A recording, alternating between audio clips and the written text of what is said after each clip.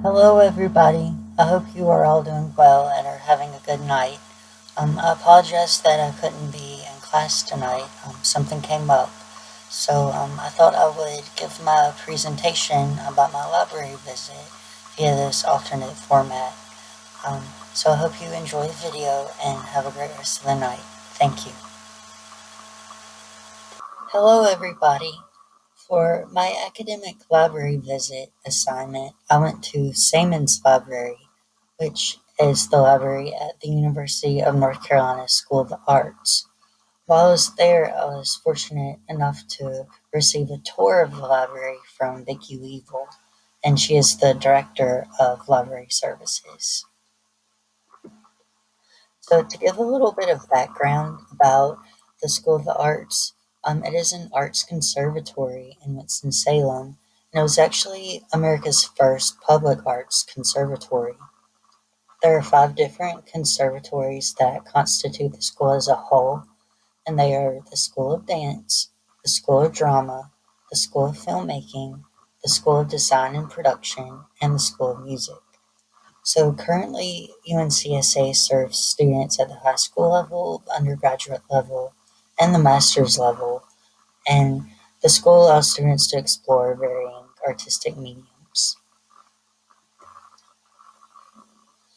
The FTE of UNCSA is approximately 958, so that means it's a relatively small school. The campus community is fairly small. Salmon's Library, which you can see in the photographs here, is a glass building. The architecture and the overall construction of the building is dependent upon aesthetics and is a really aesthetically beautiful building. I think it really speaks to the fact that UNCSA is a school that privileges visual and visual culture and the importance of aesthetics to our overall culture. The library was named after Dr. James H. Samons and Mary Duke Biddle Samons, who were really influential in the establishment of UNCSA. They were monetary benefactors of the school, so the library was named after them. The new Samons Library is a fully glass building and it was opened in the fall of 2015. My favorite part of the library visit was getting to speak with Vicki Weevil. She was such a sweet person and so friendly, and she was really eager to give me a full comprehensive tour of the library. She showed me the parts of the library that students get to see every day, but also the sort of back end of the library, which consisted of like storage and faculty offices, and even there's a specific space that housed the library's card catalog, which they keep as a backup. Vicky gave a really profound quote that I kept thinking about even after I left the library visit. She said, "Understand the library you are in. Ask, what serves my patrons best? Consider study rooms. If many students work collaboratively, then they don't need carrels. Think about your unique users in your library. What will be the best resources for them?" And overall, I think this quote really speaks to the concept that academic librarians should really be attentive to the informational needs that their patrons have. The librarian should really think about the learning outcomes that professors have for their students and sort of make their library adhere to these unique needs that patrons have as they visit the library. So this slide features just a collage of the different photographs that I took during my visit. I think being kind of in like an artistic space really really inspired me to take some artistic photographs and display them in a crafty way. So this is just a collage of my day, basically. The first floor of Simon's Library is where I entered into the library, and it includes circulation, and there's also a lobby with a nearby cafe. A main feature of the first floor is its collection and display of magazines and periodicals. The shelving has this unique mechanism to where students can lift the shelf and access the newest version of these publications. And overall, I think it really speaks to the library's emphasis on display and aesthetics, but also access and usability, because the display is very beautiful and eye catching, but users can still access these magazines and periodicals very easily. And also, another interesting aspect of the first floor is that it has a community wall. And on this wall, library patrons can post flyers and group announcements and other different types of messages. And this really communicates that the library is a communal space on campus. It's a news hub to where students can communicate different events within the campus community. The second floor includes reference and bound materials, and there's one reference librarian on the second floor, and this is where their office is located. So most of the materials and resources on this floor have a print emphasis.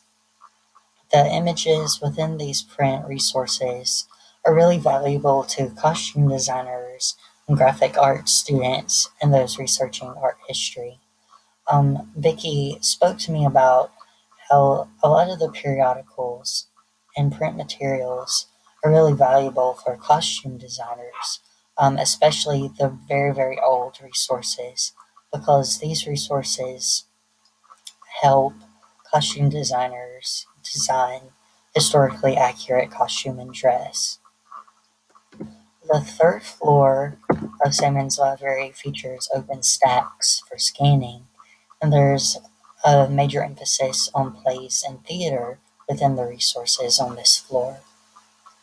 However, there's also a creative cloud workstation that really prompts users to utilize emerging technologies as they're using the in-print plays and printed theater productions. The UNCSA Archives is on the third floor as well, and students can access the archives via a cross bridge.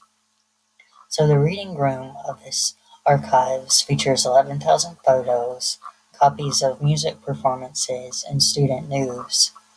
And there's also a listening viewing room within the archive where students can convert audio resources to digital resources, and they can listen to oral histories and also performances that were done by students in the past at UNCSA.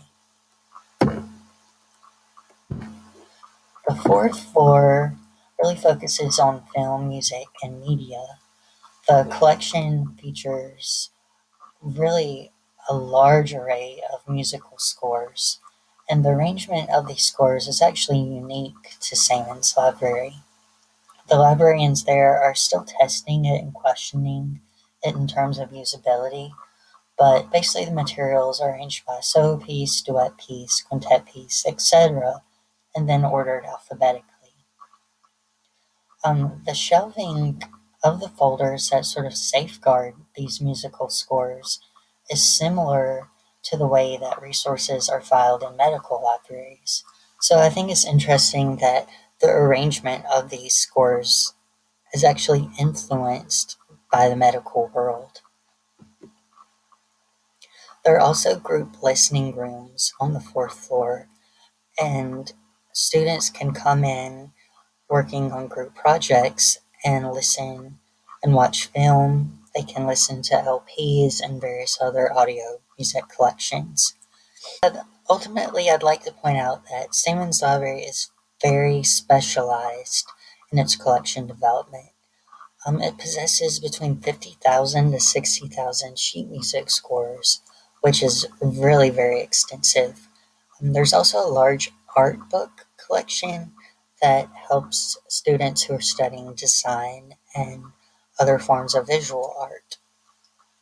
There's also a really strong collection of materials pertaining to dance, and these materials can be like instructional dance materials or theory resources, dance books, or dancer biographies. The library also has an interlibrary loan. Because the collection is so specialized, the library does more lending than it does borrowing. The plays and theater resources are very popular materials that researchers from other places request via interlibrary loan. There are collaborative learning spaces throughout the library on each floor, and these are really conducive to the films that students make when they are in groups. Oftentimes, film students are put in groups to make public service announcements or short films or even longer films, and they're required to work collaboratively in groups. So these spaces really help them complete their projects properly.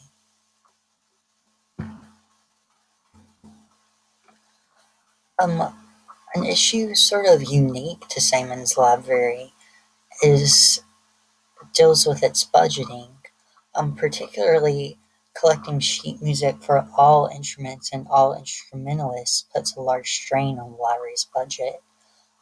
Vicky said that just because there are only a few harp players doesn't mean that we can have a small collection of harp music. So ultimately, all students, regardless of their instrument, should have a relatively equal supply of resources that relates to their artistic endeavors and research needs. So all students need to have equal access. Overall, I was extremely pleased by Simon's Library. Um, I really fell in love with the space, and I was really glad that I chose that library to visit for this assignment. And I really think that it will be successful in all of its future endeavors. So, thank you for listening to my presentation.